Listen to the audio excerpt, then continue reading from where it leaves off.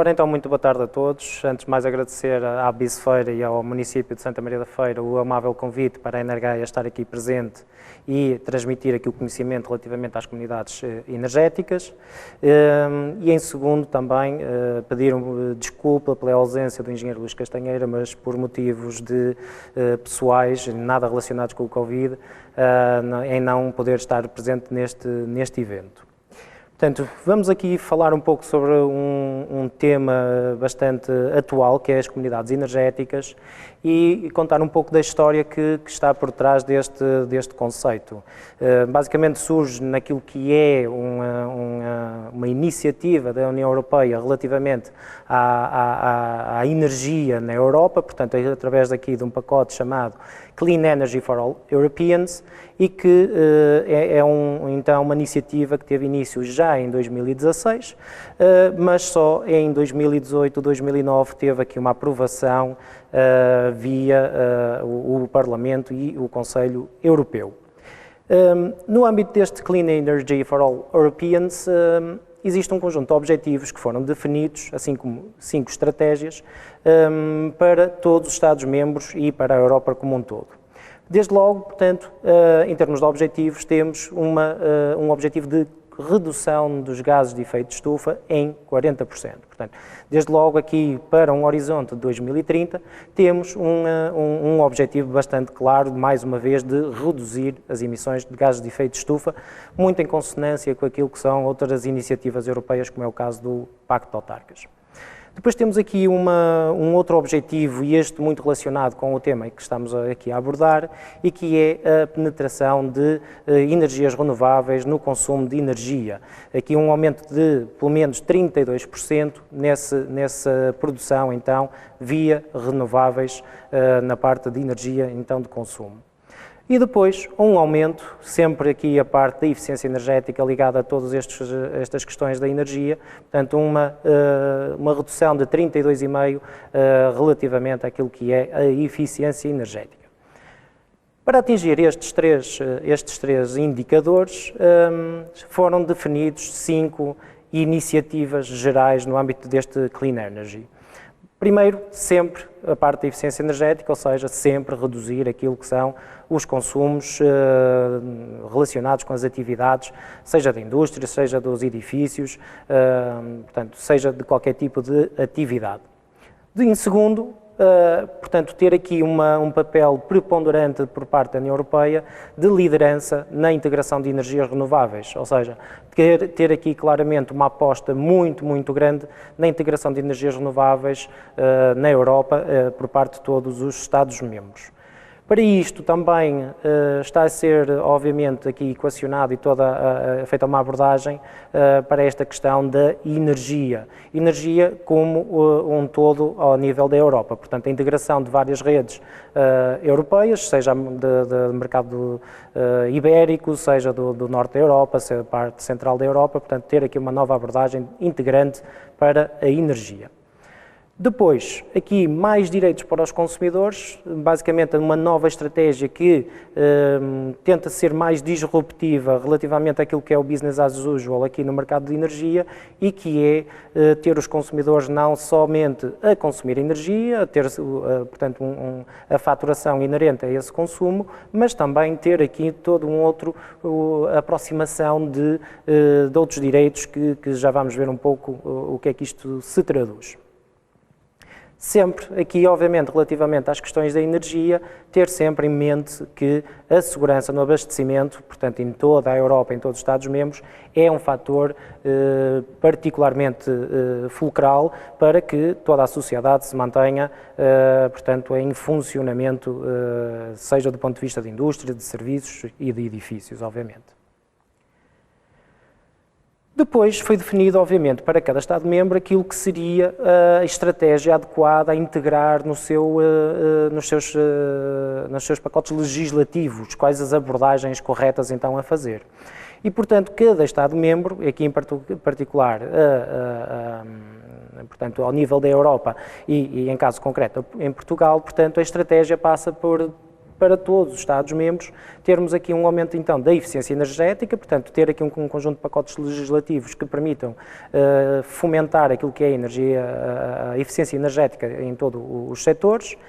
promover a descarbonização do setor elétrico, ou seja, parar de efetuarmos a produção de energia elétrica por via, por exemplo, de centrais a carvão, que é o caso que nós temos em Portugal, promover também aquilo que é a investigação e desenvolvimento neste setor da energia como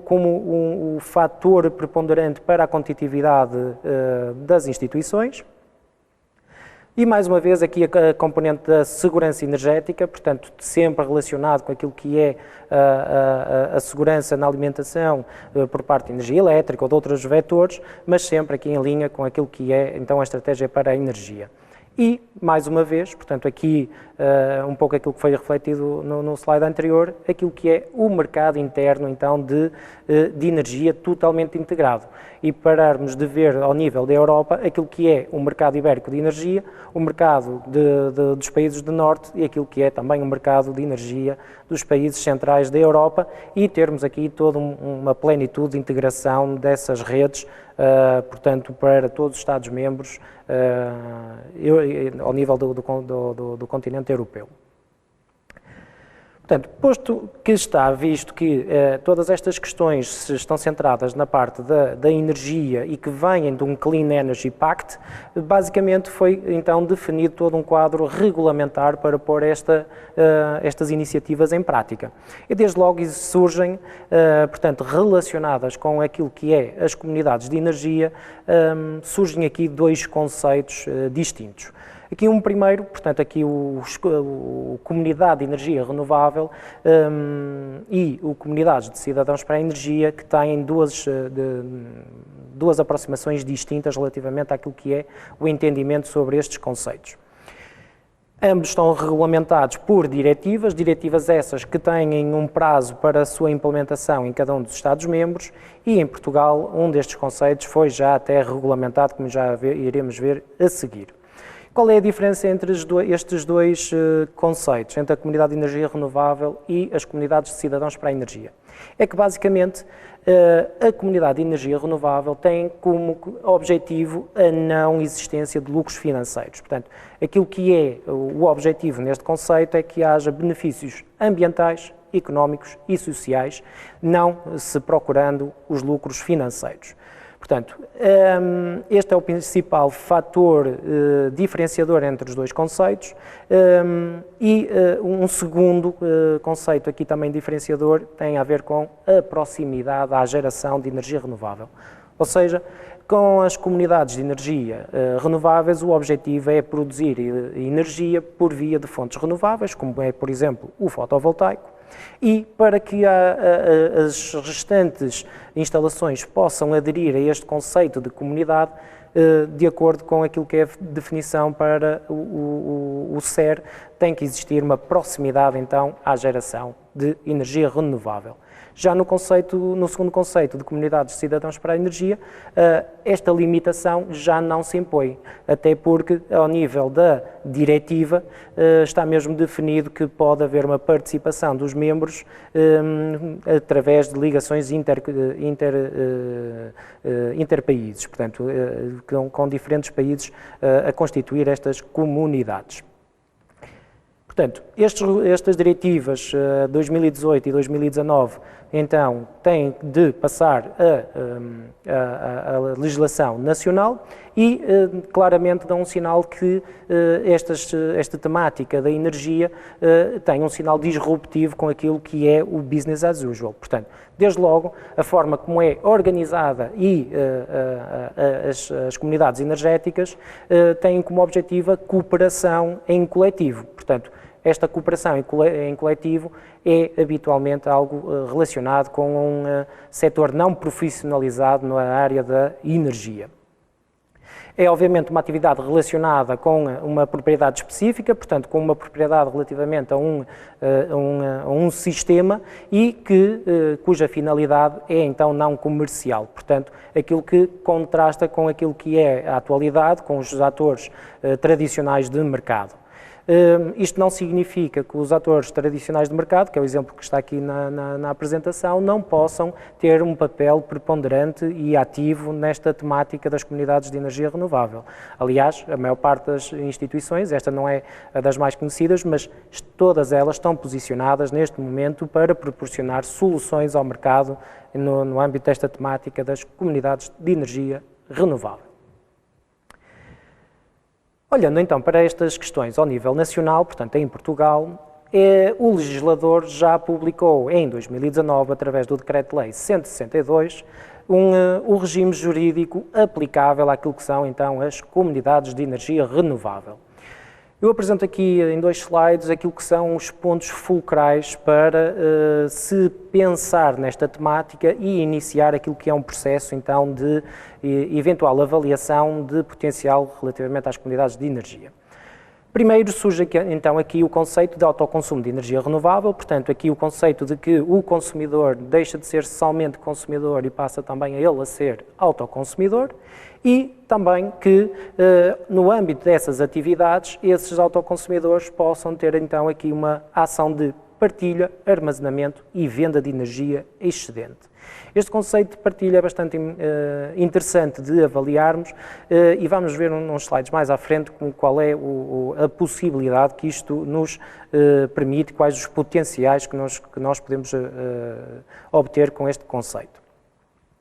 Portanto, mais uma vez, ao nível da legislação, passando daquilo que é a diretiva para o direito nacional, aquilo que existe é então uma definição de que os consumidores, no âmbito das comunidades de energia renovável, devem ter uma relação de vizinhança próxima. Acontece que este conceito de relação de vizinhança próxima não está definido qual é esse valor. Portanto, eu não posso dizer se é 1 km, se é 10 km, se é outro valor, porque na própria legislação está em aberto essa componente, deixando para a Direção-Geral de Energia e Geologia, caso a caso, avaliar essa relação de vizinhança próxima. Portanto, só com um caso específico é que é possível avaliar então essa questão. Portanto, os destinatários deste princípio, deste regime jurídico, são todos estes aqui explanados no Decreto-Lei. Basicamente, condomínios, áreas urbanas, parques empresariais, unidades industriais, municípios, portanto, basicamente todas as infraestruturas que tenham uma relação de vizinhança e proximidade a um projeto de energia renovável. E, portanto, todas estas entidades são passíveis, então, de ter aqui um benefício, ter aqui uma oportunidade que até à data não era vista desta forma. Depois, mais uma vez, passando do direito comunitário para aquilo que é a legislação nacional, surge mais uma vez aqui os objetivos daquilo que são então as comunidades de energia renovável. E mais uma vez passa por benefícios ambientais, económicos e sociais, mas nunca tendo em vista aquilo que são os lucros então financeiros. Portanto, visto que estas questões das comunidades de energia são iniciativas de base comunitária, há um conjunto de motivações para o qual se possa então desenvolver estes projetos. Desde logo, então, as motivações por trás de um projeto desta natureza. E desde logo pode passar por, no caso, por exemplo, de condomínios, em termos aqui uma redução por via do autoconsumo naquilo que são os consumos gerais de um edifício. Por outro lado, se estamos a falar, por exemplo, de indústrias, a motivação vai ser semelhante e o objetivo será, então, a redução dos custos associados à exploração de determinada organização. E, portanto, tudo o que está por detrás a seguir daquilo que é tecnologia inerente aos sistemas terá influência nessas motivações, ao nível quer do investimento, quer dos eventuais proveitos diretos ou indiretos com a aplicação deste conceito de comunidades de energia. Obviamente, mais uma vez, não tendo em vista como motivação aquilo que é lucros financeiros, porque então não ficará integrado neste conceito. Portanto, sempre tendo em vista como perspectiva e objetivo um investimento em energias renováveis para atender àquilo que são as necessidades de consumos de energia nas instalações próprias ou então partilha de energia renovável com outras entidades. Portanto, isto consegue explanar claramente aquilo que são as prioridades da Comissão Europeia para as comunidades de energia, tendo como objetivo fulcral aquilo que é a transição energética. Portanto, procurar aqui, obviamente, abrir aqui um conjunto de oportunidades relativamente ao mercado de energia, tornando aqui disruptivo com aquilo que é o business as usual relativamente ao mercado energético e, portanto, há todo um conjunto de vantagens competitivas para as empresas, desde logo reduzindo custos com a energia, mas também tendo aqui vantagens sociais relativamente àquilo que é depois a venda de excedente, a partilha de excedente de produção de energia e também todas as questões ambientais por detrás na redução de consumo de energia. Para que estas oportunidades sejam mais facilmente visíveis e obviamente, muito mais interessantes, o objetivo é que estas atividades sejam desenvolvidas através de projetos integrados. Ou seja, desenvolver todo um conjunto de projetos que envolvam edifícios e a indústria, portanto, envolver todo um conjunto de comunidades distintas para ter em vista, obviamente, a produção renovável de energia. Obviamente que com esta temática surge também, relativamente à eletricidade, no caso específico da eletricidade, esta questão da mobilidade elétrica. Portanto, quando nós estamos a falar em produção de energia renovável, é facilmente integrável neste conceito um projeto integrado com mobilidade elétrica, seja do ponto de vista de cidade, seja do ponto de vista de frotas, por exemplo, de indústria. Passando aqui para aquilo que é as comunidades de energia em prática, ou seja, mostrar-vos um exemplo de um estudo que está neste momento a decorrer com um parceiro da Energeia, basicamente com o seu departamento de gestão energética da Cimedouro, neste caso em particular, estamos a desenvolver então um estudo que coloca em prática este conceito de comunidades de energia renovável, ou seja, procuramos, para uma instalação em concreto, avaliar quais são as instalações proprietárias dessa organização e que estão na vizinhança próxima dessa instalação principal. Instalação principal que terá, obviamente, o sistema, neste caso o fotovoltaico, para produzir eletricidade em regime de autoconsumo. Atendendo que em muitas das horas do dia o sistema terá excedente para ser fornecido à rede, foi então avaliado este potencial de fornecer às instalações vizinhas, neste caso foi avaliado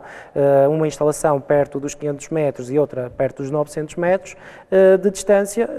para se perceber quais as vantagens que surgiriam com este conceito. E, portanto, claramente, com aquilo que nós vemos nos proveitos anuais e no investimento, e depois nos indicadores financeiros, é que claramente existe aqui vantagens bastante elevadas quando surge este conceito de partilha de excedente. Ou seja, analisando aquilo que é o excedente via produção de energia renovável, que não é consumida na instalação principal, o objetivo é então partilhar esse excedente com as outras instalações, reduzindo o custo de eletricidade que deixa de ser consumido da rede. Portanto, parte da potência da rede que deixa de ser necessária para manter as instalações em funcionamento. E claramente vemos que, mesmo que alteremos o investimento de certo modo, os proveitos irão acompanhar esse mesmo investimento e acabamos por ter aqui um período de retorno de investimento sempre muito semelhante e sempre abaixo dos 8 anos na grande parte dos cenários. O único cenário que aqui contrasta com esse indicador é o cenário 2, em que apenas analisamos o autoconsumo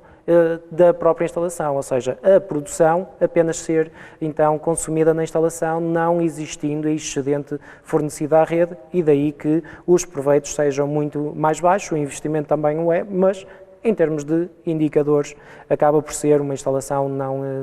um cenário não tão interessante. E desde logo se vê então que existe aqui um potencial bastante interessante para as comunidades de energia renovável. Focando isto um pouco até na indústria, portanto aqui um setor preponderante em muitos dos territórios, se nós analisarmos os dados de consumo de energia, neste caso de eletricidade, em 2018 vemos que a indústria tem um impacto de cerca de 37% do consumo nacional. E, portanto, este consumo, que advém, grosso modo, daquilo que é o fornecimento via rede, obviamente, quando nós olhamos para este conceito de autoconsumo, temos desde logo aqui uma oportunidade inerente para reduzir custos com a eletricidade. Obviamente que quando nós temos, e em muitos sistemas nós acabamos por ter excedente, faz todo o sentido avaliar junto da comunidade mais próxima, portanto, mais uma vez o conceito de vizinhança, quais as oportunidades que me permitam, por um lado, avaliar aqui a partilha ou até a venda direta de excedentes via, obviamente, contratos bilaterais, conforme está também redigido na própria legislação. E, obviamente, portanto, sempre fugindo aqui daquilo que é os objetivos de lucros financeiros, termos aqui um contributo para aquilo que são as reduções de emissões de CO2 a nível local e a nível nacional, contribuindo mais uma vez para as metas, quer nacionais, quer da União Europeia. E aqui um pouco para terminar, portanto, no futuro, este conceito de comunidades de energia, que ainda temos aqui vários assuntos que ainda têm que ser muito discutidos, portanto, desde logo aquele conceito de vizinhança, conceitos também tecnológicos, de integração de redes, disponibilidade de rede, mas surge aqui logo no futuro aquilo que são as oportunidades para várias instituições, sejam elas municípios, sejam elas outras instituições, desde logo para gerir então aquilo que são redes urbanas de energia. Ou até para promover aqui projetos conjuntos portanto, de habitações ou de edifícios ou até de indústrias para partilhar sistemas fotovoltaicos e com isto, em regime de autoconsumo, termos então aqui um conceito de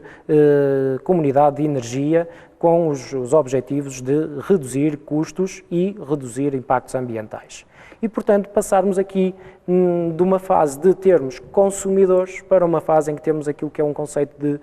conhecido atualmente como prosumer, em que temos um consumidor produtor de energias renováveis e que possam partilhar, vender e comprar diretamente o excesso de energia de produção renovável e, portanto,